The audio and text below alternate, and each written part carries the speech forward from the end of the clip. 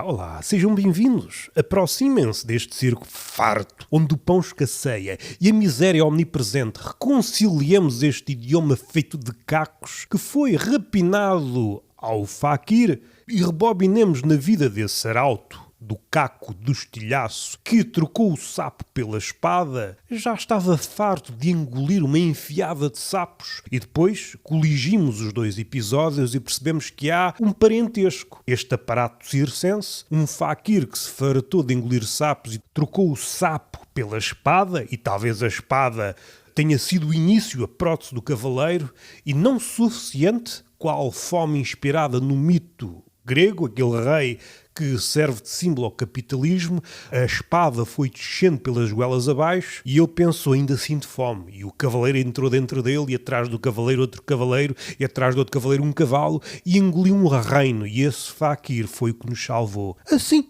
por dar cá aquela palha. É preciso rebobinar até antes dele ter a goela experimentada. Até antes dele ter vontade de engolir o cosmos. Onde a dor fazia a cama a esse rapaz. Em que o caco era um caco, um vidro era um vidro, uma espada era uma espada. Antes do momento em que tudo lhe parecia o mesmo. Em que aprendeu todas as lições do sofrimento e o aplauso servia de pomada para tudo. Apesar de subir ou dormir em cima de uma cama de pregos, recebia o mundo almofadado ou uma cama de pregos com a mesma indiferença, pois o aplauso era o anestesiante. O faquir, enquanto cume da sociedade do espetáculo, como diz Guy Debord, a sociedade do espetáculo transformou a arte em entretenimento, isto muito grosso modo, mas o ponto onde eu quero pegar para começar a tecer este ensaio sobre a comédia, o último estágio do entretenimento é uma espécie de tranquilizante, aquele tranquilizante usado pelos biólogos quando querem analisar o animal selvagem.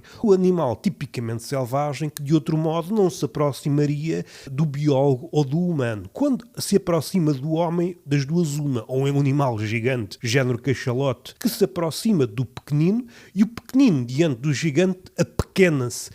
Há um momento em que nos damos conta das nossas dimensões. Podemos andar pela rua, pelo YouTube, criamos ficções, somos gigantes, mas diante de um cachalote, que pode ser um cachalote normal, pode ser um cetáceo albino, a Moby Dick, podemos lançar os nossos arpões, reais ou interpretativos, mas no decorrer dessa caçada, a caçada revela-se uma farsa e a cada arpão lançado diminuímos 1 centímetro. Quando damos conta, somos apenas um ponto arfante diante desse objetivo que era caçar a Moby Dick. Não é preciso ser uma Moby Dick. Basta imaginar um leopardo que está em vias de levar com um tranquilizante no lombo e o leopardo pensa, eu vi uns vídeos desses cães a fazer slalom entre os pinos, agora apanha-me. E ele começa a fazer slalom entre os dardos que lhe são lançados e ele vai diretamente às goelas daquilo que o tenta estudar. Eu sou selvagem, por isso não posso ser estudado. Não me tentem compreender, eu sou sempre outro bicho.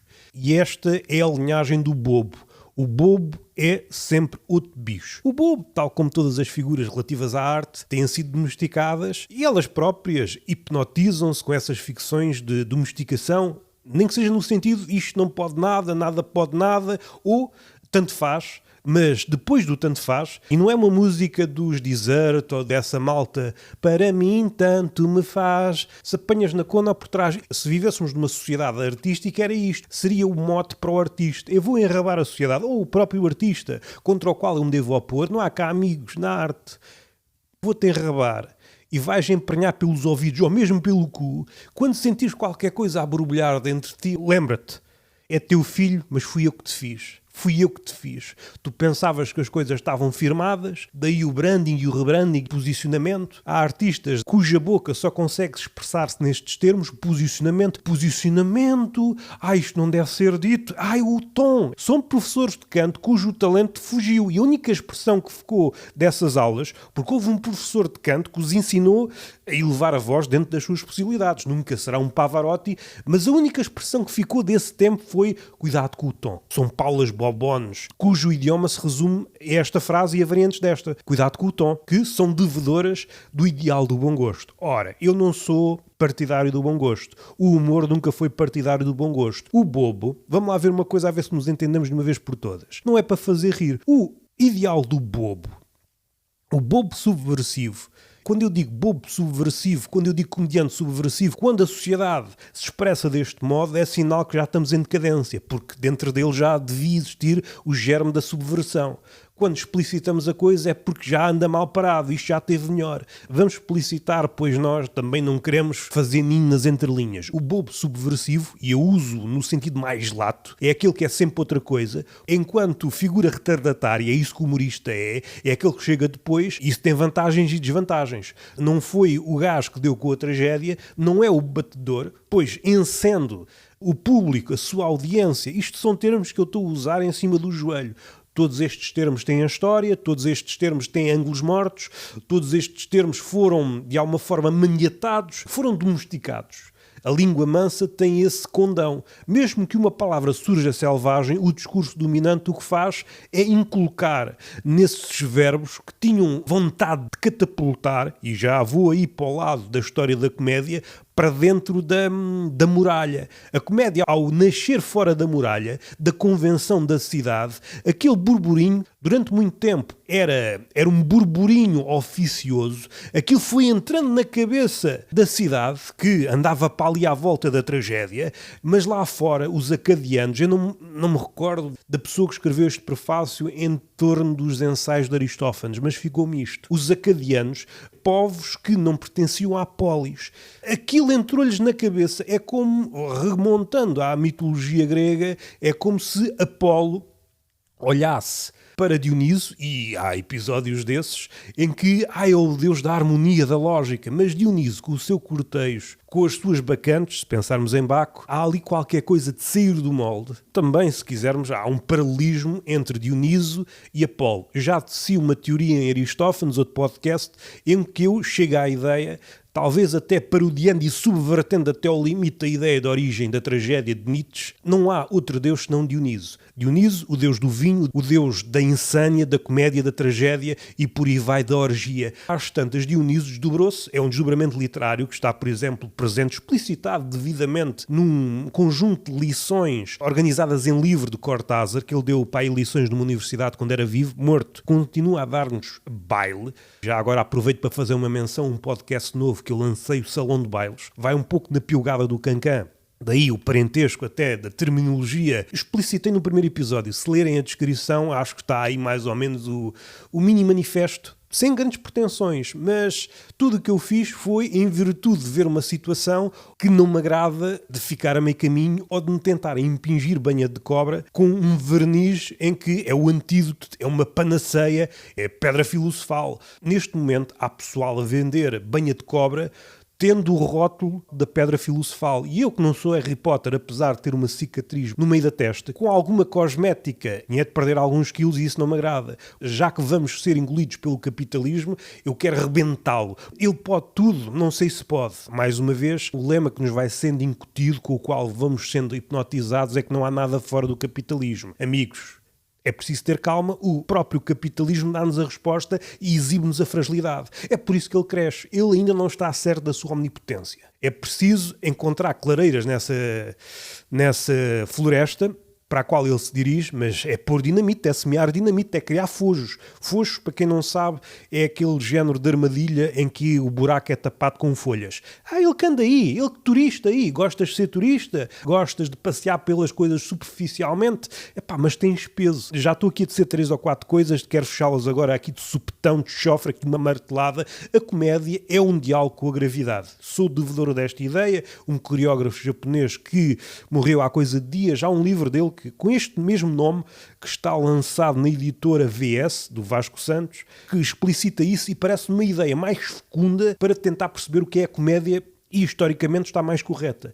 é um diálogo com a gravidade. Se embeçarmos pela leveza, é sempre uma leveza com pés de barro, programática, instrumentalizar um discurso mais insuflado ao medo de vértices, e isso denuncia a infantilização em curso. Qual é o carrasco dos miúdos, dos infantis? São os vértices. Eu não posso mostrar. Se eu exibo uma comédia cheia de vértices, ai meu Deus, que eu escavaco as cabecinhas aos miúdos. De repente há um coro de miúdos que até então os olhos brilhavam, porque o idioma vigente é o slogan atrás de slogan. Aliás, tudo é preparado para cair no slogan. Até a cantiga de amor perdeu os dentes, a vontade de extravasar, a vontade do amador se transformar na coisa amada. É um amor desdentado, sem necessidade de criar obra, de desorbitar, porque o amor é isso mesmo. É, talvez, o último reduto onde o homem contemporâneo pode perder a identidade. Se mesmo no amor não há vontade de perder a identidade, está tudo perdido. Eu quero perder a identidade. A arte, o humor, o amor, a paixão, a cólera são formas de sairmos do casulo da identidade. Parece mais fecunda a ideia de saltar de bicho em bicho. É metamorfose, é acelerar a metamorfose, é o rastilho para ser outro. O eu é um outro, o eu é um embuste. Ao contrário do que é vendido hoje, e daí que essa ideia do relacionável e do identificável, no contexto da arte, é um embuste de todo o tamanho. É um embuste de todo o tamanho. Então esquecemos o ideal de Rimbaud, o poeta que aos 18 ou 19 anos não estou para isto, que isto é tudo uma bambuchata. Há um livro, é dos poucos livros que eu tenho vários exemplares, algumas traduções. As Flores do Mal, de Baudelaire. A primeira vez que eu li o Baudelaire, por acaso não é a tradução que eu tenho aqui, li numa biblioteca e entretanto já comprei 2 ou 3, acho que é o único livro que eu tenho 3 exemplares. Se calhar há outro que eu tenho 2, se calhar por engano, tenho tantos livros que às tantas já nem sei se tenho ou não tenho, mas este é o único que eu comprei propositadamente algumas traduções. Possivelmente não serei colecionador agora, vou comprar todas as traduções. Há escritores que propendem mais para aí, por exemplo, o Cavafis, várias traduções, o gajo também escreveu pouco, dá-se a isso. Quando regressamos a Cavafis, regressamos ao mesmo livro, chegamos à leitura daquele tradutor e às tantas, quando estamos a ler a obra de Cavafis, quando é vertida para o nosso idioma, o que nós estamos a ver não é o mesmo livro vertido segundo o ângulo do tradutor, mas é uma corja de traidores. Primeiro, devia motivar qualquer coisa, mas devia inspirar-nos. Epá, finalmente alguém se juntou para trair qualquer coisa, esta língua perra que é a língua portuguesa. É uma língua que é musculada, mas usada nos moldes atuais é servil. Vai sempre no sentido de não dizer nada. E se é para não dizer nada, pinta a cara de branco e transforma-te em mimo. As pessoas, mesmo aquelas que se aproximam da câmara, têm sempre vontade de ser um menino do coro. Menino do coro, não apresentar vértices, ai meu Deus, as crianças podem partir a cabeça, e isso nunca foi o sítio da comédia. O sítio da comédia começou em uns gajos fora da cidade provocar um tal tumulto que a cidade diz, temos de um movimento capitalista antes do capitalismo, no sentido em que tem de absorver isto, tem de domesticar isto. Se bem que a comédia guarda dentro dela uma espécie de explosivos, é uma espécie de kamikaze interior. É isto que a arte devia aspirar. Mesmo quando é usada pelo opressor, é aquela ideia de... é uma espécie de paródia ou de subversão daquela ideia que muitos filósofos usam. Não devemos usar as ferramentas do opressor patrão para destruir a casa do patrão. Na comédia não se passa bem assim. Há aqui qualquer coisa de muito subversivo, luciferino, neste deixar o patrão usar as ferramentas do operário, do escravo, e ele pensa que de alguma forma ainda diminui o oprimido. Mas, de facto, o que a comédia e a arte aspira é esconder dinamite neste gesto. É olhares para mim e rires-te porque, em princípio, estou desarmado, mas o jogo não começa agora, nem acaba. Algures no percurso ocorrerá uma gigantomaquia, que não vai opor gigantes a deuses, pois não há deuses nesta equação, mas oporá gigantes postiços, os opressores, e o homem na sua pequenez, que, juntando os liliputianos, fará um megazord de cólera. E daí que a primeira linha da Ilíada ponha isto claríssimo, em pratos limpos. É a cólera, vamos cantar a cólera. E eu sinto que ninguém está a cantar a cólera. Temos ido às arrecuas para um sítio que é muito afável. É uma docilidade, transformámos-nos em quadrúpedes, andamos a fantasiar com a nossa bipedia, mas em todas as esferas somos cães. Nem sequer somos uma espécie de mega fantasia, aquele dragão chinês, em que debaixo dele estão homenzinhos. Não conhecemos a cara, não há vontade, nós acoitamos. Mesmo os mais lúcidos, mesmo aqueles com vontade transformar isto noutra coisa, de subverter. Um dia acoitaram-se numa espécie de cavalo de Troia e acostumaram-se. Depois pensaram, mas agora vou voltar para a cidade, vou ocupar, lá tenho um sítio ainda mais pequenito, está-se aqui bem, já criei amizades. E às tantas são residentes das tripas de um cavalo de Troia. E aquele cavalo de Troia já não importa se está dentro ou fora da cidade, já foi acopulado, toda a vontade de mudar as coisas foi subvertida. Esta ideia também está presente no Massa e Poder de Canetti, a ideia de uns poucos irem contra os muitos, apesar das probabilidades estarem contra os poucos vencem, mas a partir do momento que os poucos chegam ao poder, a coisa volta ao mesmo.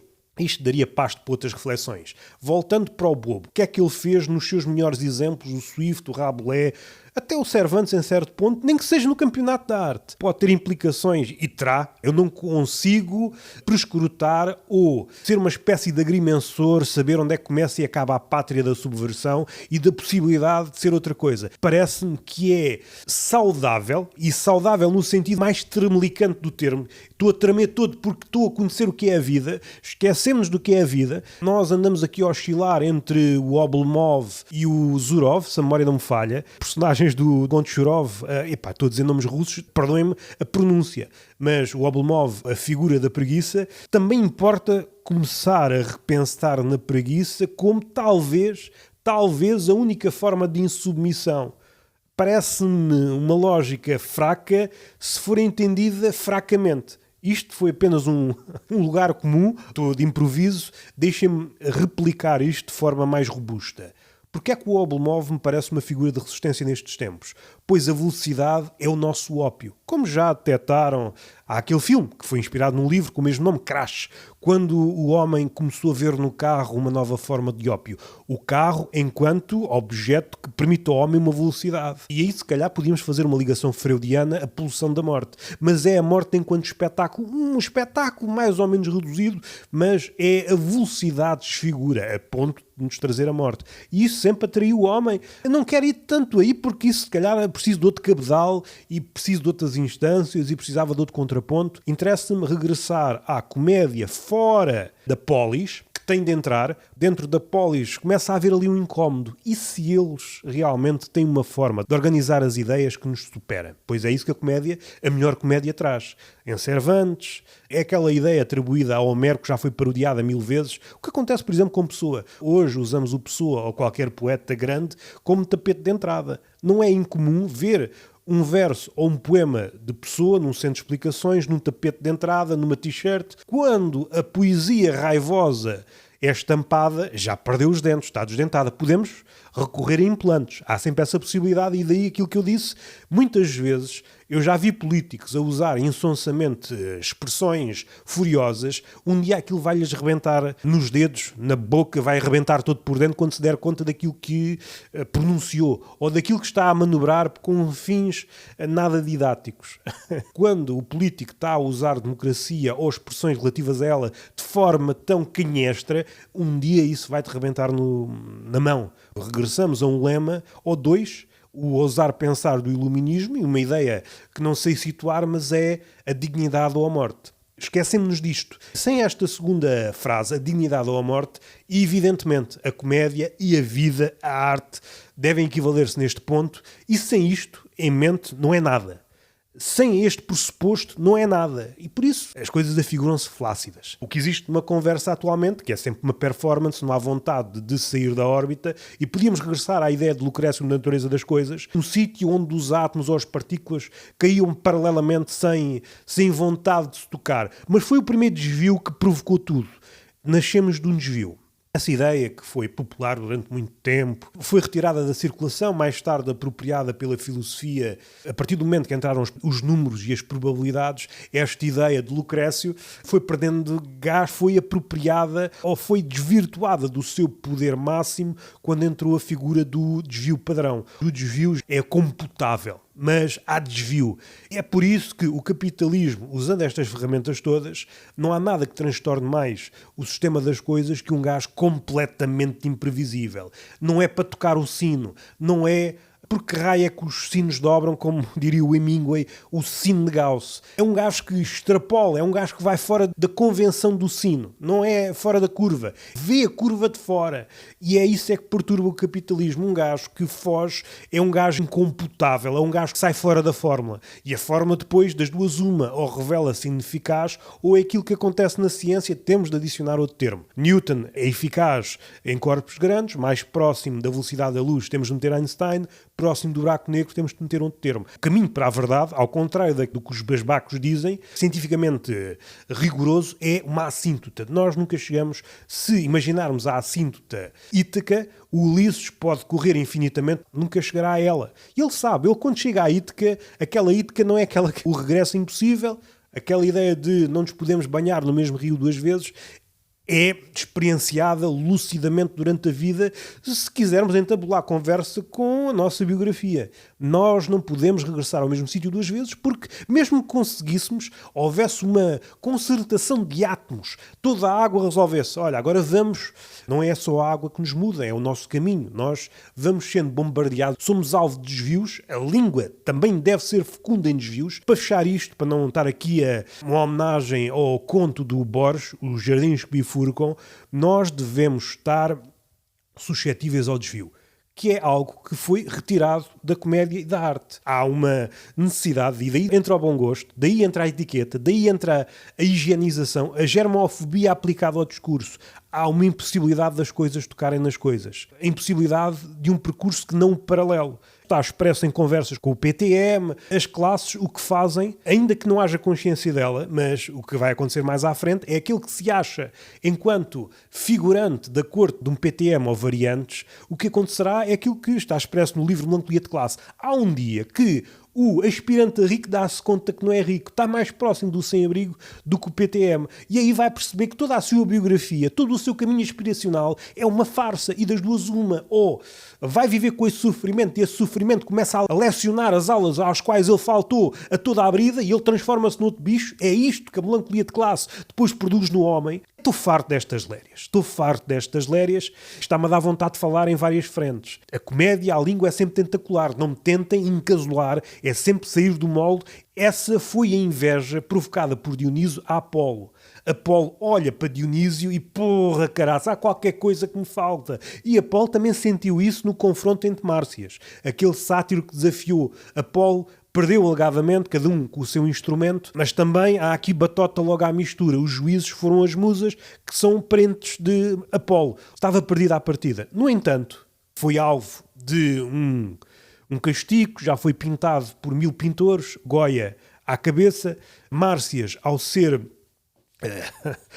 despojado da sua pele, que é uma agonia, lança um grito. Há uma versão desse mito que ele lança um grito que perturba Apolo, porque Apolo dá-se conta de uma coisa. A humanidade, quando levada ao extremo, consegue emitir notas que os deuses não conseguem alcançar. Por muitas aulas de canto, afinal a perfeição tem este ângulo morto. E é isto que o comediante elitista não se dá conta. Podes-me retirar a pele, mas no último momento, eu vou elevar a voz a um nível que vai estremecer o Olimpo. Podemos ir para fins mais práticos, servir de alguma coisa? É a morte possível. Naquele momento em que, naquele poema agora não me recordo do poeta português que tem um poema muito curto, olha para a questão do confronto entre o tipo que enfrenta o touro, é preciso ajustar a distância. Um passo à frente morre o artífice, um passo atrás morre a arte. Aquela ideia de olhar cada quadro pede uma distância certa para ser olhado. Já falei isto noutros certames, não quero. Procurem no túnel de vento, possivelmente está lá. E levei esse delírio a canto, sendo pretencioso ao máximo.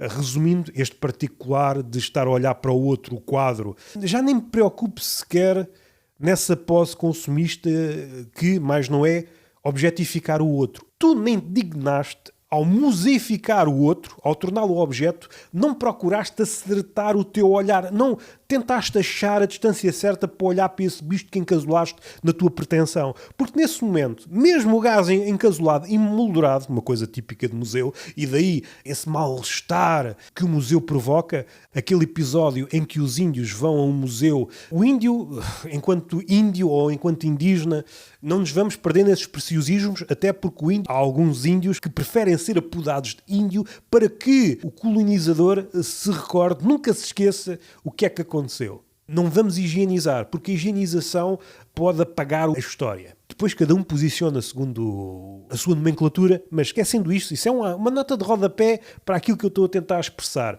O que é importante neste episódio, o índio vai ao museu ver objetos que antes eram sagrados. E aquilo provoca um mal-estar. O museu o que é que faz? Põe junto, ou seja, irmana, coisas que de outra forma não estavam irmanadas. O sagrado, tendo em conta a perspectiva do índio, é aquilo que está fora da órbita. Mesmo no sagrado, há qualquer coisa de subversiva que se perdeu. Nós, quando estamos a ver o sagrado, quando vamos a um museu ou quando estamos a falar de ideias sacras contra as quais não podemos dizer nada, há aí a crítica, há aí a raiva, há aí o bom gosto. Vemo-las como uma coleção de nadas. Uma ideia, uma figura que sobreviva por si próprio. É isso que é o sagrado. É algo diante do qual não podemos fazer outra coisa senão ajoelharmos-nos, mas quebrando a arrogância e a possibilidade até de metamorfose. Não é nada disto que acontece. Voltando para a questão de Dioniso, Márcias. Márcias é a possibilidade de elevar o canto até um ponto em que é inimaginável para um Deus, e daí que haja sempre esta inveja latente do Deus em relação ao humano. Se calhar é a única hipótese de pontuarmos na relação Criador maiúsculo, Criador minúsculo. Há qualquer coisa que é inacessível a Deus e só podemos ir pela via do sofrimento, e tentar alfabetizar a carne via sofrimento não é afastar-nos do outro, é procurar no outro a distância certa. Mesmo neste limite em que, de alguma forma, fomos de mãos atadas, estamos à beira da tábua, do navio, prontos a levar um pontapé e ir ao fundo, que pode ser uma cena mais metaforizada ou não, dependendo das coordenadas. Podemos só ser um gajo à beira do rio. Somos presas da máfia, aos nossos tornozelos são atados tijolos e vamos ser lançados ao rio. Mas seja como for, mesmo nesse momento há a possibilidade de subvertermos isto. Mas últimas palavras, para ficar a remoer. Ou seja, dinamite. Usar a última linha como dinamite que vai rebentar a cabeça do outro. Isto para dizer o quê? Apolo, o deus da lógica, da razão, Apolo em todas as civilizações, é o único deus grego que é sempre Apolo, independentemente da região que ocupe.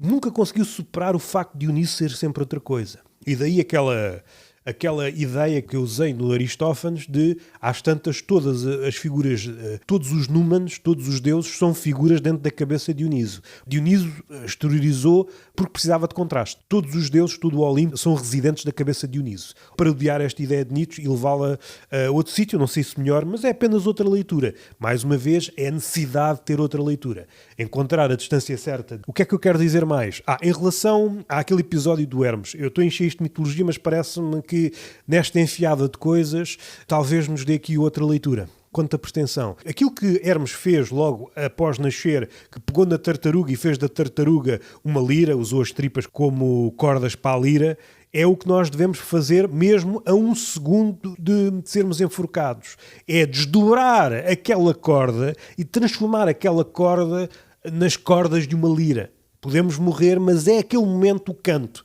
Mais uma vez, Márcias, há um reduto que não pode ser conquistado. E é isso que eu sinto falta na comédia e na arte. Foi tudo conquistado, é a arte submissa e depois entra o bom gosto como idioma para animalizar no sentido mais doméstico do termo. Porque se fosse para selvajar, contem comigo. Voltamos à questão do bobo. O que é que o bobo deve fazer? Ou melhor, o melhor artífice entre os bobos. O bobo tem surgido enquanto figura caricatural no discurso dos comediantes atuais. Não o veem na sua vertente mais certeira historicamente. O bobo, o que é que ele foi, além de eu fazer rir? Calma. Faz parte de uma linhagem de contrapoder. Que podia ter mais ou menos obra de consoante, mas é contrapoder. Tal como o jornalista foi durante muito tempo. O que é que o poder é quando não tem contrapoder? É a tirania. Isto não está presente no discurso atual. Mesmo o discurso mais Eu não vou dizer sofisticado, porque essa palavra também já não me sabe a nada. É só vocábulos insonsos, não há nada com sal. Depois desculpam-se. A culpa não é minha, foi a Organização Mundial de Saúde que mandou retirar o sal da comédia. Epá, não há nada. Levem-me ao infarto. Eu quero ver um espetáculo que me conduza ao infarto. Não quero rir, isso rir qualquer um faz. Este lado, esta vertente do bobo foi descurado contra poder, que pode ser mais subtil ou não, dependendo da vontade de manter a cabeça em cima dos ombros. Mas o que é que o bobo deve fazer se quiserem uma subtileza, se não quiser dar logo a cabeça à guilhotina?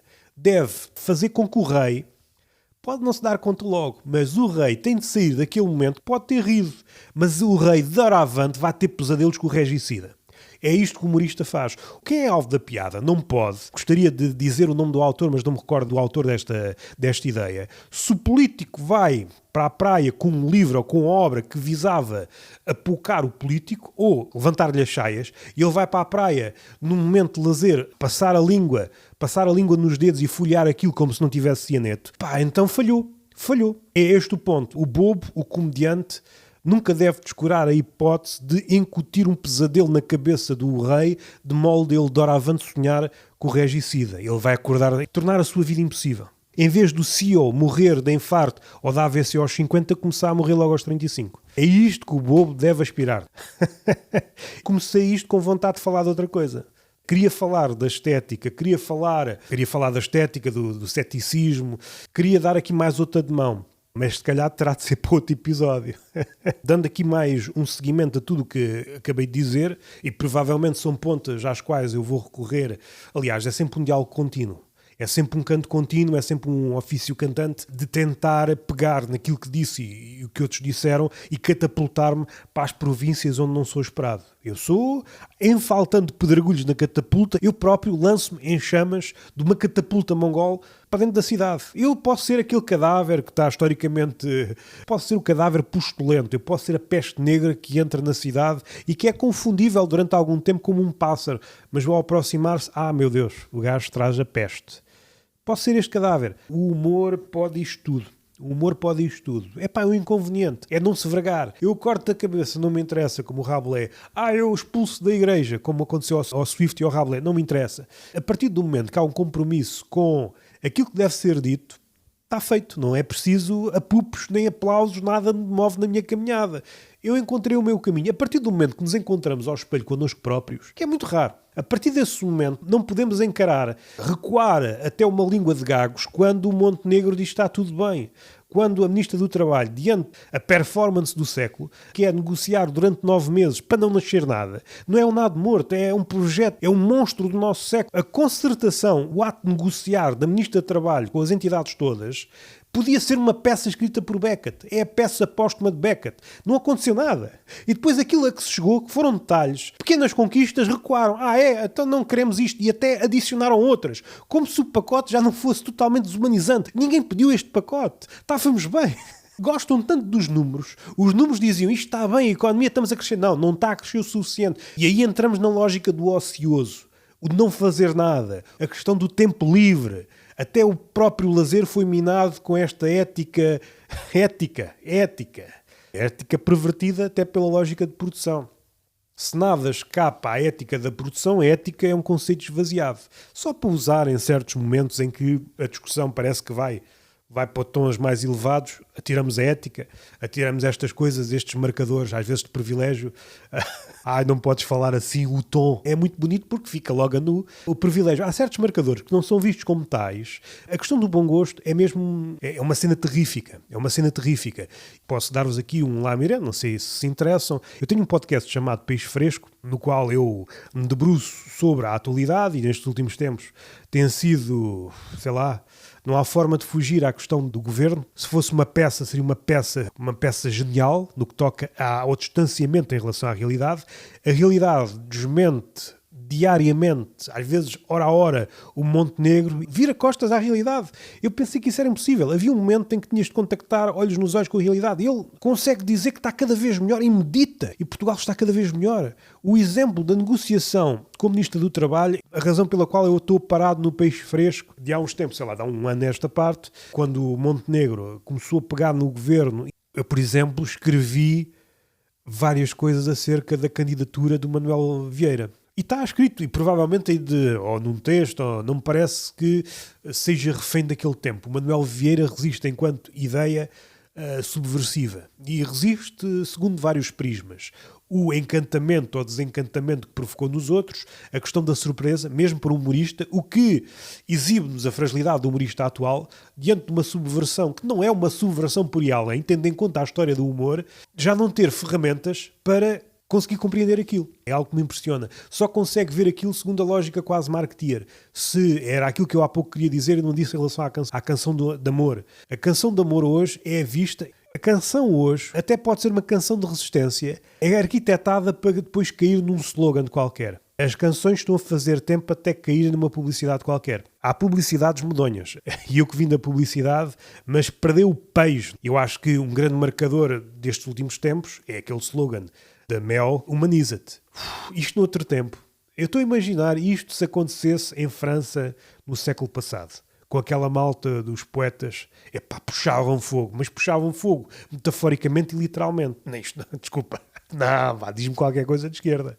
Nem precisa ser a coisa mais profunda, mas isso não, pá. Isso não. Há num livro do Peter Sloterdijk, que não sei se é assim que se pronuncia, A Cólera, há um não com o qual nós iniciamos o movimento de revolta. Há um momento em que paramos o gesto do chicote. Já tenho a minha ração de chicotadas agora, daqui em diante, a coisa muda. E pode mudar a ponto de morrermos todos, mas acabou. Fazemos operações para aumentar o papo. É uma cisterna de chicotadas, aguentamos sempre mais. Parece que a tecnologia vai nesse sentido, de termos mais possibilidade de levar com chicotadas. O nosso reservatório de chicotadas está sempre a aumentar. Implantes para levar mais chicotadas. E depois ressignificação da chicotada. Os psicólogos enquanto estas figuras de dominação, como está presente no livro da Federici. E depois olhamos para o humor. Não sei, pá. Quando digo humor, estou a pensar no humor na comédia nacional, internacional, regra geral. Há sempre exemplos. Depois isso também é sempre uma forma de desvirtuar a conversa. Há algumas conversas, certos podcasts que não sei se estão disponíveis. Fui uma figura que estava a ouvir e depois resolvi dar as minhas palavritas. E uma forma de... Não é esclarecimento, é uma forma de infantilizar a pergunta do outro, que é, eu quando exibo um cenário contrastante, o que é pintado é um cenário que é sempre aquele meio termo, ok? Isto não está bom, mas também não está mal. É sempre aquela coisa, é o tanto faz ou sempre foi assim. O sempre foi assim, que há de dar um beat de stand-up, tinha preguiça mental, sempre foi assim, as mulheres sempre foi assim. Já extrapolei, até já disse esta piada, mas quero alargar em termos para isto dar um beat. A gaja está a ser violada e começa a gritar e o violador, calma, sempre foi assim. Sempre foi assim, agora estás-te a queixar. Mas o meu trabalho, sempre foi assim, sempre foi assim. E o sempre foi assim é um luxo ao qual o elitista, o gajo está em cima, faz uso dele. E esta lógica aspiracional dinamita isto tudo porque depois não temos consciência de classe. Um dia vou ser rico quando, de facto, estamos mais próximo do sem-abrigo. Estamos a um ordenado não recebido, ou a dois, dependendo depois da folga, de repente vou mudar-me para a rua.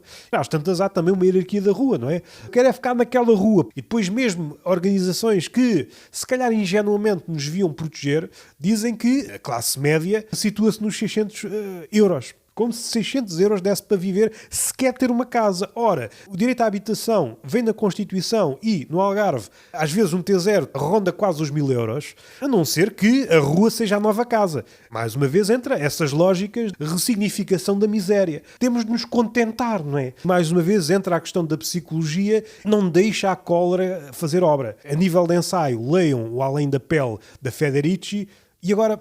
Onde é que eu quero dar aqui a minha marretada? O lado iconoclasta, é a tradição na qual eu me insiro, tento não ser idólatra, tenho momentos de fraqueza, eu não posso dar descanso à marreta. E a marreta pode ser literal, mas principalmente figurada, dado que também o esqueleto também já não... A juventude está-se a evaporar e eu tenho de racionar as minhas marretadas literais. Tenho de guardar essa força para o momento certo. O que é que eu posso dizer? É que não há vontade de pegar na marreta. O iconoclasta, mesmo aquele que tem alguma tradição, pense, por exemplo, no Vils, que talvez, se formos mais, sei lá, mais fantasiosos, mais amigos das definições latas, podemos situá-lo na tradição do iconoclasta. Mas, a partir do momento em que foi integrado no sistema, em que está a dar visibilidade a uma cena marginal, a um bairro marginal, a partir do momento que faz aquelas carinhas nas fachadas, ao elevar os preços daquelas casas, então está esvaziado, não é? Está esvaziado. Para não dizer uma cena que parte do marginal para criar um retrato institucional é a certidão de óbito, não é?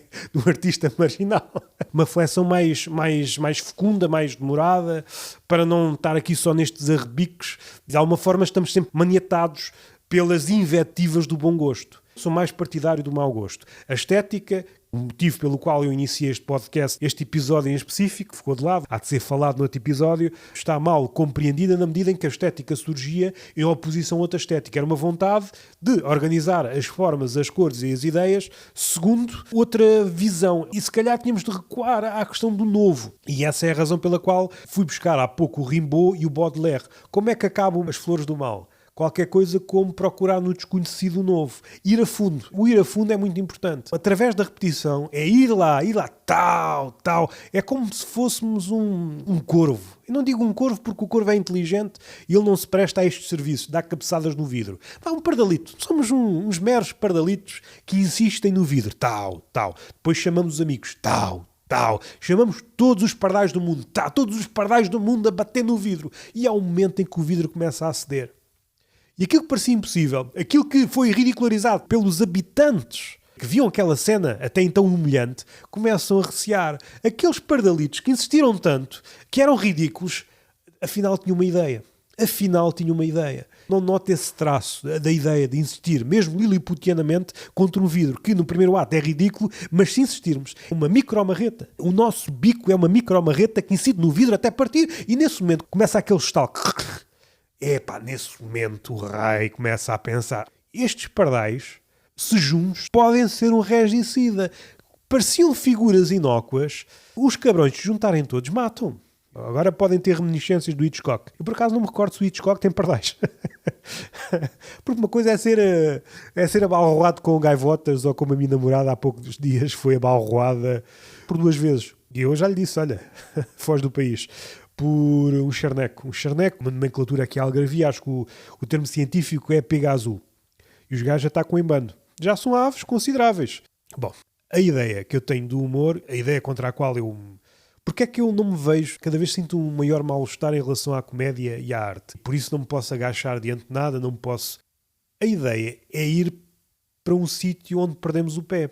Esta ideia está presente, por exemplo, no Deleuze ou noutros filósofos assim mais, sei lá, no Ezra Pound, um poeta, se bem que as conotações biográficas, peguemos na ideia de forma a que isto nos sirva. A ideia é perder o pé. Ora, se eu perco o pé, eu vou perder o pé num sítio que não foi cartografado, ou pelo menos não foi cartografado por mim. Essas ideias burguesas, da identificação, da tal, ainda não sei a que ponto é que me posso ajustar com o meio ambiente. Eu não habitar outro. E tudo isso cai. E só aí é que nos podemos desenhar. Desembaraçamos-nos destas ficções. Mesmo o humor, que sempre foi outra coisa. Penso na história do humor, o Rabelais, mesmo Aristófanes. Muitas vezes há comediantes atuais que dizem o Aristófanes, não sei o quê, já passou tanto tempo, o humor é passageiro, tal. Mas depois olham para a Lisístrata, a greve das mulheres, diz-nos mais do que a maioria da comédia atual. Ou seja, isto monta esta ideia. Parece-me que é também um pouco programático dizer que o humor está restrito a uma área temporal reduzida. É uma ideia pequena em relação àquilo que o humor pode.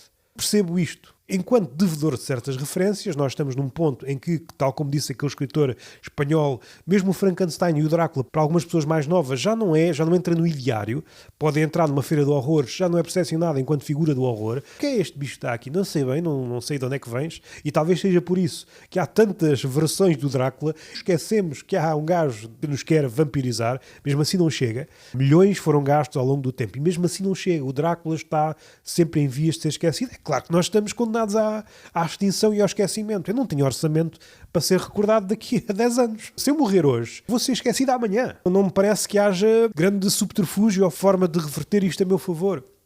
Ora, voltando para a questão da comédia, eu não sinto que haja vontade de perder o pé. Em vez de pedirmos ajuda, podemos estar a naufragar e aquilo que nós dizemos ao nadador Salvador, supondo que existe, às tantas é uma ficção dentro da nossa cabeça de náufrago, é o nosso nome.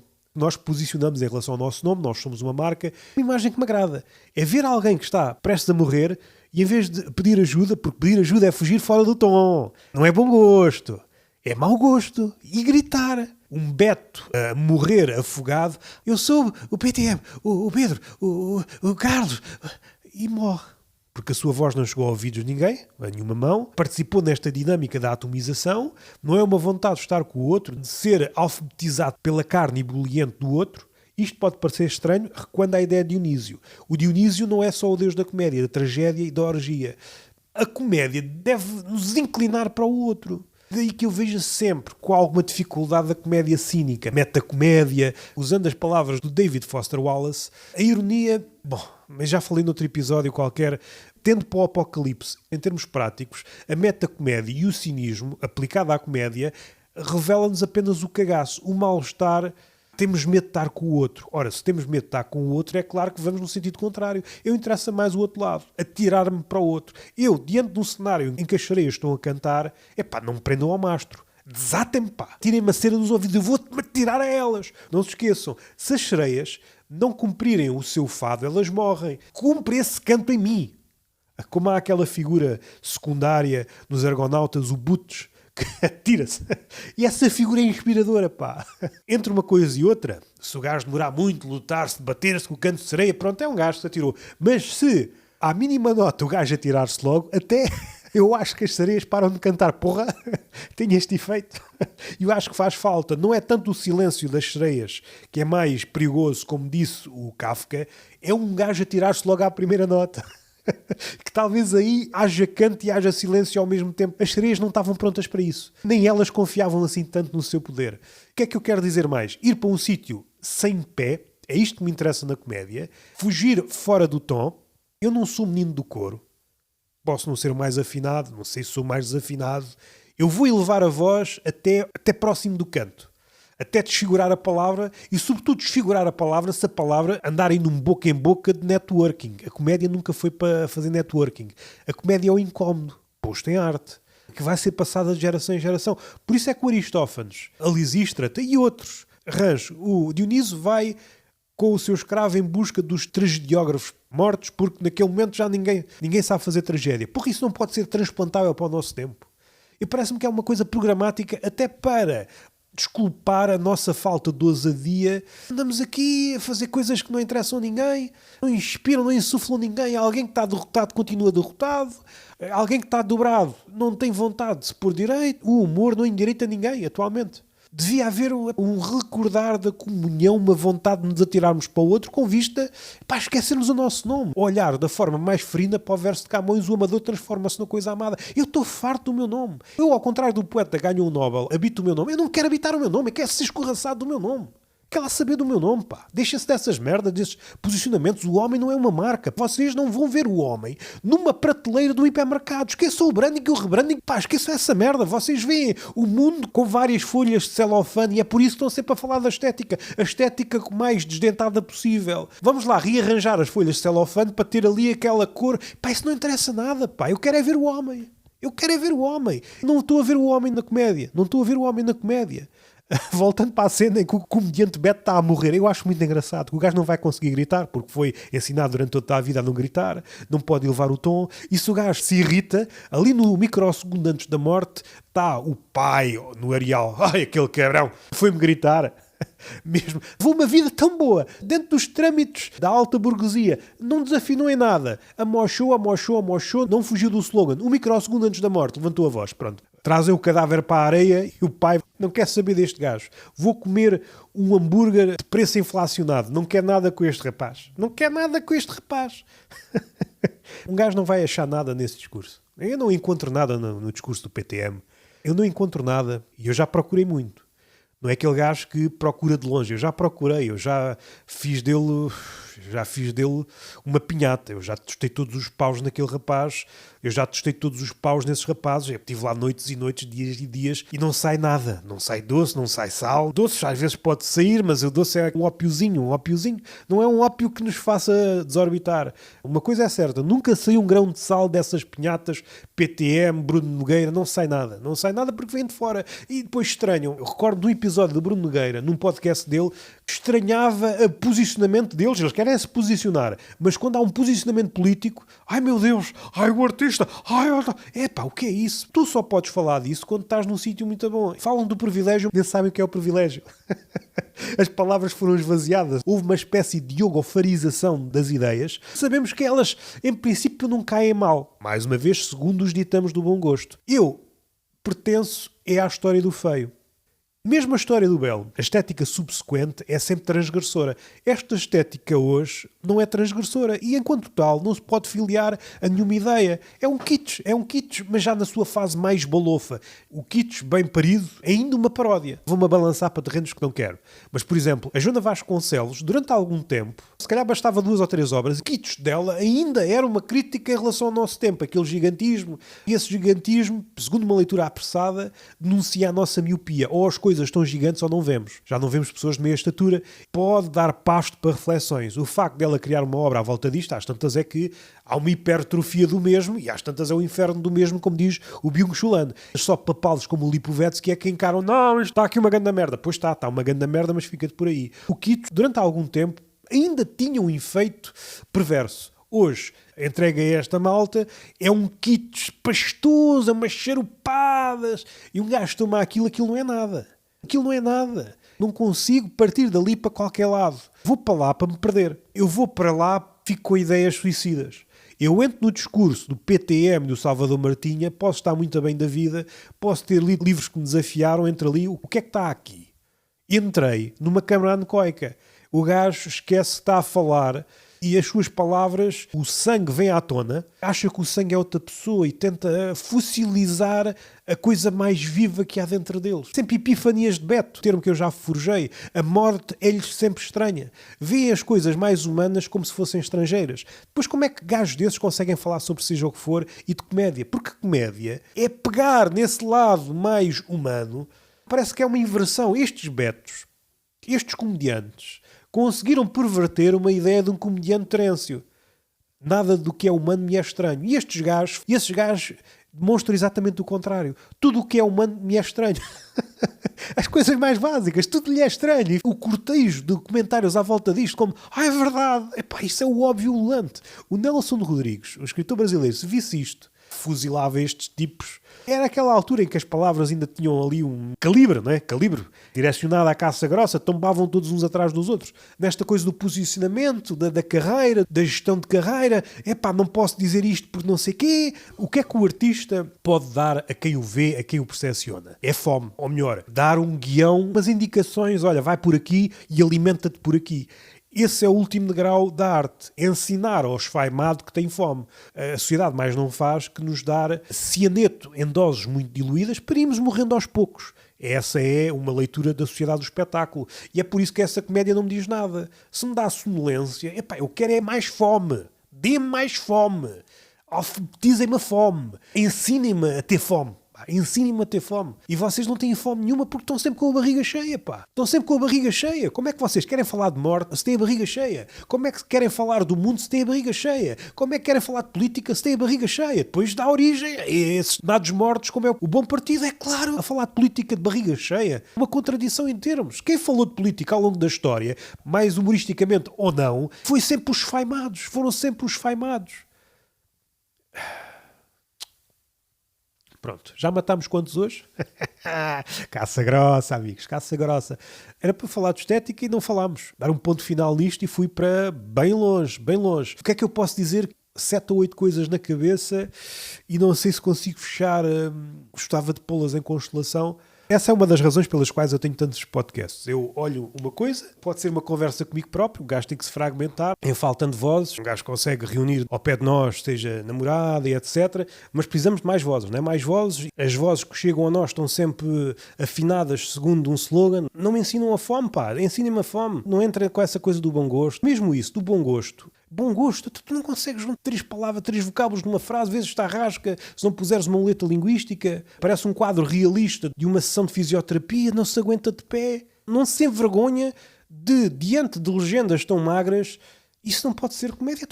Essa frase nasce moribunda, todas as frases que podem ser humorísticas ou não são nados mortos.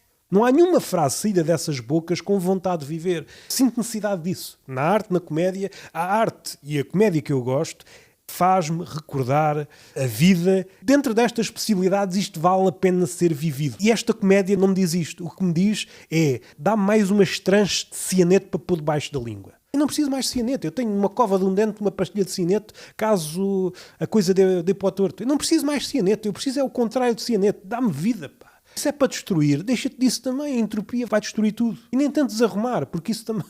Categorizar as coisas para servir os teus propósitos. Ensina-me a fome. Vamos todos caçar, pá, aí. Vamos todos caçar aí um bicho grande, pá. Mesmo quando todas as hipóteses estão contra nós. É um discurso derrotado, não se pode fazer, sempre foi assim. Como é que se consegue manter uma conversa quando o que está nas entrelinhas é sempre foi assim e nada pode ser feito? Como é que se consegue? Digam-me lucidamente como é que se consegue fazer as coisas. E eu quero acreditar que ainda há uma possibilidade. E é por isso que os meus mestres são sempre esses, aqueles que me ensinam que a vida vale a pena ser vivida mesmo debaixo de tempestade. Ora, ensina-me a fome. E a fome, como o sofrimento, como outras coisas, dá-nos verticalidade. Isto ainda pode dar a volta. Pega na marreta, destrói o ídolo. Eu não me vou vergar, o pessoal está-se a vergar diante de estátuas de cera. Há um museu qualquer num país, estão as figuras de cera típicas das grandes personalidades. O feitor daquelas estátuas, o gajo não tem grande talento. Ou então é uma corrente artística, não está realista. Se imaginarem aquela estátua do Ronaldo que parece que teve um AVC, ou 3 ou 4, deram uma de mão para ocultar o AVC, mas os AVCs são mais que o ouro, por isso a coisa não dá. E eu noto que nós estamos a ajoelhar-nos diante destas estátuas de cera que sofreram AVCs. Nós, enquanto consumidores, que é mesmo essa a palavra, gostaria de fugir desta palavra, mas nós somos consumidores, como disse Humberto Eco. Achar que não somos consumidores é estar completamente descentrado no nosso tempo. Se há coisa que nós somos, e pega naquele livro 24/7 do Capitalismo Tardio, o capitalismo, a sociedade atual, quer-nos em 3 moldes. Às vezes mais que um, ou soldados, ou consumidores, ou trabalhadores. Achar que conseguimos fugir à lógica dominante requer exercício, mais uma vez, não volto com o bico ao prego, é possível, mas exige uma força que por vezes nos falta e que nos está a ser retirada aos poucos do pacote laboral, e daí esta peça becktiana, uma negociata durante 9 meses para não adiantar nada. Se calhar eu estou aí por muitos sítios, mas deixem-me que eu hoje estou tentacular, estou rabelisiano. Eu vou por todos os lados, quando na prática estou a dar voltas a um dente do Pantagruel. Estou a andar às voltas em torno de um dente de um gigante. Eu moro na boca de um gigante e o mais que faço é andar às voltas de um dente. Pá, não me digam que só há isto. Não me digam que só há isto. Se houver só isto, então mais vale não haver, não é? Comédia, tempos a tempos, há sempre um gajo que diz a comédia está morta, a arte está morta. Se calhar está. E nós estamos naquele costume que há um país qualquer que exuma os mortos e depois estamos com os mortos, estão mumificados e nós damos um cigarro ao morto. Parece-me que nós estamos assim com a comédia. Exumamos a comédia, foi mumificada por outros, já esquecemos, não há memória. Pomos uns cigarritos, uns bonés e fazemos de conta que ela está viva. Durante uns tempos, enterramos a comédia, que também andar sempre com um cadáver atrás, também não dá leveza a ninguém. Não há fome, não há vida, não há vontade de sair do molde, vontade de sair do refrão. Depois há um cinismo sem vontade de criar obra. Além do cinismo fazer comichão, o cinismo que é praticado é um cinismo analfabeto, que se fosse traduzido exemplarmente diríamos preguiça intelectual. Ainda que eu cada vez seja mais fã da preguiça, voltando à ideia anterior, pode ser um ponto de revolução. Se a velocidade é o ópio, vou-me desintoxicar sendo o Oblomov. Talvez seja a única forma de parar. Parando tudo, a preguiça talvez seja a última forma de subversão possível.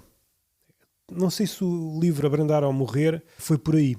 Se calhar a figura de Oblomov pode ser a figura mais inspiradora, ainda que seja uma história triste. Pode ser a figura mais inspiradora para este século veloz, porque a velocidade é desfiguradora, perdemos o contacto com a profundidade. O que essas pessoas me dão é uma visão afunilada. Convertem à sua religião de cíclopes. O cíclope enquanto olho, mas já falei noutras conversas, não vale a pena ir por aqui. E acho que estamos falados. Eventualmente, estão aqui 1000 pontas soltas, mas espero que pelo menos uma sirva de companhia durante algum tempo. 5 minutos já é aquilo que eu sinto falta. E daí a razão pela qual tenho tantos projetos. É a urgência, parece-me que a morte está a aproximar-se. Não é que eu consiga fugir muito tempo ao esquecimento, mas eu gostaria de fazer ainda alguma coisa com a vida. Não no sentido em que os empreendedores o falam, não. Está numa epígrafe de um livro do Kierkegaard. E se eu não tivesse parado? Parado não no sentido neoliberal do termo, mas E se levássemos a língua às cordas? E se levássemos a comédia às cordas? O que é que aconteceria? Será que é possível fazer mais do que já é muito? É enlouquecer o rei de modo de ele acordar todas as noites, dar-lhe insónias, porque ele não consegue retirar, e bela expressão, perdoem-me a arrogância, o rei não consegue tirar o regicida da cabeça? Será que podemos ajoelhar o rei só usando palavras? E se não, qual é o próximo passo? A simpatia, o bom gosto, isso são travões, às vezes encapotados, se calhar já nem encapotados porque a coisa tornou-se demasiadamente literal, doentiamente literal. E a comédia não é exceção. Daí que aqueles termos em relação à escrita, o cético, não façam sequer sentido, em relação à estética também não fazem sentido, porque era sempre uma crítica qualquer. Esses termos não me parecem os mais indicados. Uma kitschização dos termos. A estética em formato kitsch e é o ceticismo kitsch. Ou seja, é tudo kitsch, mas é um kitsch já cansado de si próprio. Um kitsch sem fogo. Se quisermos, a comédia atual é um kitsch sem fogo. Um gigante da Joana Vasconcelos, mas pode mirrar a qualquer segundo. O que é que eu estou aqui a fazer? Eu sou um gigante feito de tampões, mas o que é que eu estou aqui a fazer? Se calhar não seria mais útil na cona de um exército de fêmeas? Não sei. Será que aquele gigante de tampões será um adversário, um ajudante? Não sei se é um ajudante, se é um adversário na luta entre um megazord de conas e a manosfera. Não sei. Ficam com esta imagem. Um megazord de cona contra um gigante de tampões. Não sei o que é que isto resulta. Também temos de ir para um sítio inesperado. Como diz aquele cantor dos... Como é que é o... Nick Cage, será? Um dos processos criativos dele é pôr um palhaço num sítio fechado e elementos estranhos e pô-los à conversa. O que é que sai dali? Se pusessem um palhaço dentro de uma sala de interrogatório, o que é que acontece? Afastámos-nos destas situações que nos fogem do controle. Tudo tem de estar submetido à métrica. Por isso que eu não consigo relacionar com nada ou quase nada da comédia atual. É tudo muito metrificado, sem vontade, não usam nada. Em relação à palavra, é uma paródia no sentido mais rasteiro do termo. Como é que se pode dizer que é amiga do texto quando depois olhamos para a história, se houvesse um exemplo, esse argumento, sim, mas estás a usar exemplos outliers, mas é engraçado como o outlier serve a narrativa do opressor, mas não pode servir e não chega a ser um outlier. O que não faltam são exemplos, mas é muito engraçado como esse argumento serve para o opressor, mas para o oprimido nunca serve. O opressor faz outra coisa que é... Isso aconteceu também até nas alas mais à esquerda. Uma tendência, se não servia a narrativa, é descredibilizada, mas um outlier, se servia a nossa narrativa, acreditamos que aquilo é a regra. Como tudo está em contacto com tudo, vamos-nos apropriando e levamos para a nossa mala de ferramentas as ideias que andam por aí. Ideias, com pés de barro, subentenda-se. E acho que estamos falados. Este foi mais um Actian. O Actian, veado, caçador. E o que é que impede de ir a um sítio ou que nos faz chegar a outro? Se calhar termino com isto, porque também me parece outro entendimento. Eu estou a labirintar, tornar labiríntico o que eu acabei de dizer. Sou muito apologista desta ideia do Rui Nunes, embora também seja partidário da clareza, da síntese. A língua, a linguagem pode ir no sentido contrário e por vezes isso é muito mais frutífero. Tornar caudaloso, turvo. Porque a partir do momento que o familiar se torna estranho, pode ser um momento de reflexão maduro, não é? É uma madurez fora de tempo. Às vezes é isso que precisamos. É hospedar as palavras de sempre na nossa boca, mas com um travo diferente. Por sal. Daí a necessidade de sal. As palavras de sempre com sal podem dar-nos um momento de reflexão. Mas onde é que eu queria chegar? Li recentemente 2 ou 3 livros de um psicanalista, o Adam Phillips. Num dos livros fala de um conceito que é caro à psicanálise, mas acho que pode ser aplicado à arte e à comédia, e é por aí que eu vou. A arte enquanto interpretação. Podemos dividir isso em 2 grupos. Os sobre-interpretadores, aqueles que interpretam em demasia, e os subinterpretadores. Como não podia deixar de ser, qualquer uma das ferramentas é romba. O ideal, e aí se calhar íamos para a leveza, para o peso, e daí que eu seja mais partidário, não da leveza, mas do diálogo com a gravidade. Eu parece-me que a comédia exigente, aquela que é levada ao limite, devia ter o condão, ou devia ter a necessidade de encontrar a coreografia entre a leveza e o peso. Vou tornar leves as coisas pesadas e tornar pesadas as coisas leves. Uma coreografia. Cada vez me interesso mais pela dança enquanto objeto de reflexão. A dança é uma forma imprevista de ocupar espaço. Mesmo a comédia é uma forma muito ordeira de ocupar espaço. Os mesmos a ocupar espaço, não há uma dança. Não há um gesto que saia fora daquilo que é previsto. Não há nada imprevisto ali. Tudo foi feito calculadamente e cada vez mais me inspiro na dança. A dança é o corpo à procura. Parece que está a ensaiar a liberdade. Uma forma poética de ver isto tudo. Para onde é que eu queria e acho que já me fugiu novamente. Acho que afastei demasiado o microfone e às tantas não se ouviu aquilo que eu disse. Qual é a minha pretensão? Qual é a minha pretensão para este podcast? É perder o pé. É perder o pé. Essa ideia, dei com ela no túnel de vento. O túnel de vento é isso, é perder o pé. E depois perco o pé em diversos oceanos. Não sei se regresso à terra com os mesmos pés com que entrei. Às vezes posso entrar com mais. Às vezes até posso vir com duas cabeças ou com nenhuma. Mas é este exercício de perder o pé em vários oceanos. O mundo e o oceano não são muito diferentes no que toca a este detalhe. Facilmente ficamos rodeados de piranhas. E ao mínimo sinal de fraqueza somos devorados. É muito engraçado que a vulnerabilidade foi levada a statement, quando na verdade é uma vulnerabilidade blindada. Essas pessoas que levam a vulnerabilidade a discurso estão cientes, sobretudo elas estão conscientes, que a vulnerabilidade seria o início de um processo de serem devoradas até a osso. Estão cientes, elas fizeram um inventário das piranhas, elas sabem. Daí que o mau tom, a crítica, seja tão mal vista por essas e seja sempre interpretada como sempre subinterpretada. Regresso. Parece-me que à comédia e à arte falta sobreinterpretação. Falta leitura, falta olhares. Há um livro, A Fábrica do Olhar. Há várias formas de olhar. Mais uma vez, uma crítica à comédia. Eu não sinto olhar na comédia. Eu não vou à comédia. Eu não vou à comédia atual como quem vai a uma despensa ganhar um novo olhar. Eu vou ao Cervantes ganhar um novo olhar, recolho um olhar no Quixote, recolho um olhar diferente no Rabelais, no Beckett, no Kafka, no Proust, no Joyce. E por aí vai. Sei lá, no Daniel Karms, no Dostoiévski, no Tolstói, no Goncharov, no Gogol, no Homero, no Virgílio, no Camões, no Pessoa, no Herbert Welder, no Rui Belo. Podia estar aqui a tarde toda. Em todos eles consegui, dentro das minhas possibilidades, adquirir um olho farto, um olho miúpe. A minha coleção de olhares. Eu, se abrir a minha gabardine, eu tenho olhares. Parece uma figura de Naruto. Não sei se é do vosso imaginário.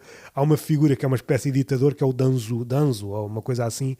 Andou a recolher os olhos do clã do Sasuke. Quando tira as ligaduras, está todo cheio de olhos.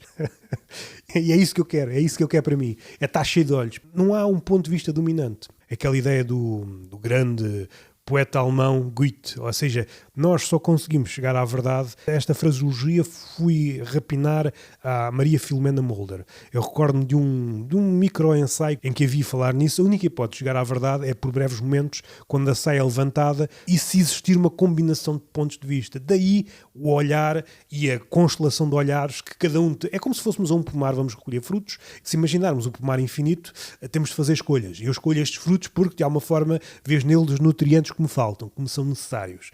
A comédia não tem nutriente nenhum. A comédia atual é um alimento ultraprocessado. Aquilo é só para encher a boca, não é? Mas podemos encher a boca com ar, ganhamos o mesmo. Engordamos ainda assim, mas não há nada. A digestão não faz com que nós catapultemos o nosso intelecto para o outro lado. Não há essa vertigem. Fechando com isto, não, isto torna-se um episódio interminável. Sinto falta de sobreinterpretadores. O sobreinterpretador só pode chegar a esse nível com muitas leituras, com muitos olhares. Leituras no sentido livresco do termo, mas olhar para o mundo.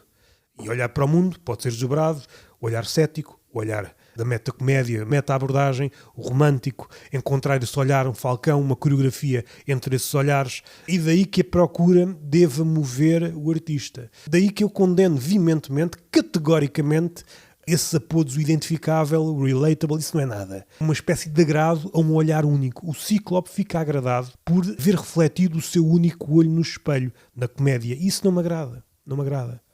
Quero que me digam que o meu reflexo, aquele que eu compus na minha cabeça sobre mim próprio e sobre o mundo, está incompleto. Falta pessoal que interprete até o delírio o mundo. Subinterpretadores. Está o mundo cheio. Está o inferno cheio.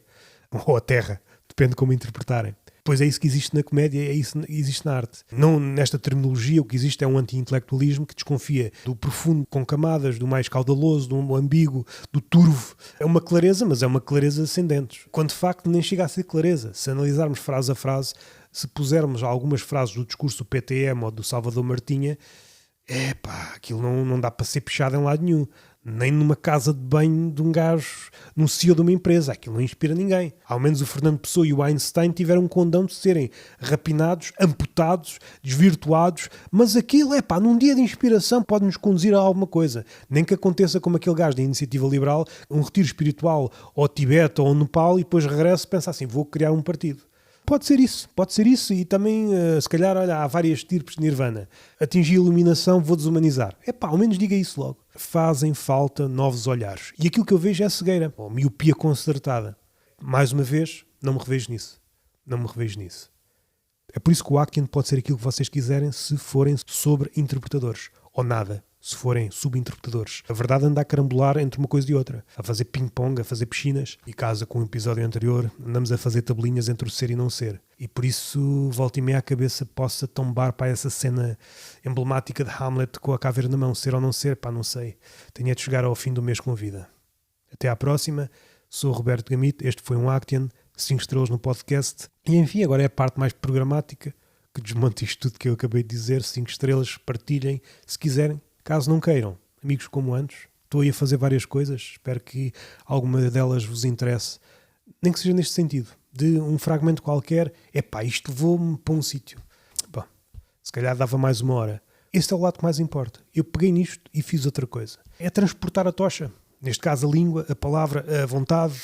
Se não formos estafetas do outro, da vontade do outro, do fogo do outro, não interessa, não estamos cá a fazer nada. Não estamos cá a fazer nada enquanto humanos, não estamos cá a fazer nada enquanto comediantes, enquanto artistas. Se o outro não tiver vontade de pegar no nosso fogo para dar um passo, porque o nosso caminho é sempre limitado em termos de energia e de mortalidade, temos de ter vontade que o outro pegue em qualquer coisa. Em vez de pegar no nosso corpo, no nosso fogo, pega num cabelo. Este cabelo, para compor uma cabeleira mais à frente daqui a 30 séculos. Nem que seja aquela figura do César Monteiro. Eu vejo em vocês um colecionador de pintelhos. Peguem num pintelho deste discurso e componham uma coleção lá mais à frente e podem chamar, uma vassoura ou uma cabeleira. Digam, olha, aqui está um tufo de um cabelo da Billie Eilish, mas no fim é só pintelhos que vocês foram recolhendo aqui e ali, como está presente nesse filme do... Isto não era para acabar assim, mas acabou. Havemos de falar disso, porque era o assunto que me trouxe cá. O bom gosto, o mau gosto, a história do belo, a história do feio, a estética, o ceticismo, o perder o pé. Abordei num sentido, agora quero abordar noutro, focando na comédia portuguesa, dando mais exemplos, a fragilidade do discurso com o qual não fertiliza. Em vez disso, uma espécie de agenda da esterilidade. Eu ouço essas palavras e fico com o peito desertificado. A comédia, é por isso que os mitos nos servem, é dionisíaca. É para eu transbordar, É por isso que também é o Deus do vinho. É para eu sair fora de mim. Se eu não saio fora de mim, isto não serve para nada. A empatia, como é usada hoje, é frágil. Eu quero é sair fora de mim. Sai fora de ti também. O amador transforma-se numa coisa amada. Eu não quero acabar isto tudo. A minha vida. No fim, repetimos os nomes. No limite, é fodermos uns aos outros. E no fim, ficamos afónicos de gritar. Esquecemos da palavra. É acabar o coito e nem sei qual é o meu idioma. É isto que eu quero para a comédia. Estamos falados, bem-vindos a mais um Actian. Estamos aí, comecei vários projetos, hei de começar outro, o Complexo de Diderot, comecei o Zelig, o Salão de Bailes. Estou aí rijo, cada vez com mais vontade e ao passo que cada vez com menos vida. Pacto, alegadamente demoníaco, não sei, as coisas não têm relação. Talvez a falta de vida me provoque uma vontade de experienciar as réstias, as sobras do pão. O circo é omnipresente, mas às tantas temos de perguntar porque é que o palhaço está a fazer isto e não outra coisa. Porque é que ele está sempre a repetir o mesmo número, palhaço. Parece que o palhaço atual é imune ao mundo. E é isso que também me fragiliza quando eu vejo comédia. Fico raivoso, mas uma raiva frutífera. Bom, dá outro tema e talvez até colo com algumas das coisas que fui falando no outro podcast do Império das Aspas, que é um tema agora que me está a perseguir, seja o trabalho, a loucura, a razão. Parece-me que se quisermos descortinar o homem, temos de ir por aí. Chamo-me Roberto Gamito, espero que tenham gostado. Dei tudo o que tinha, acho que não consigo dar mais. Até à próxima.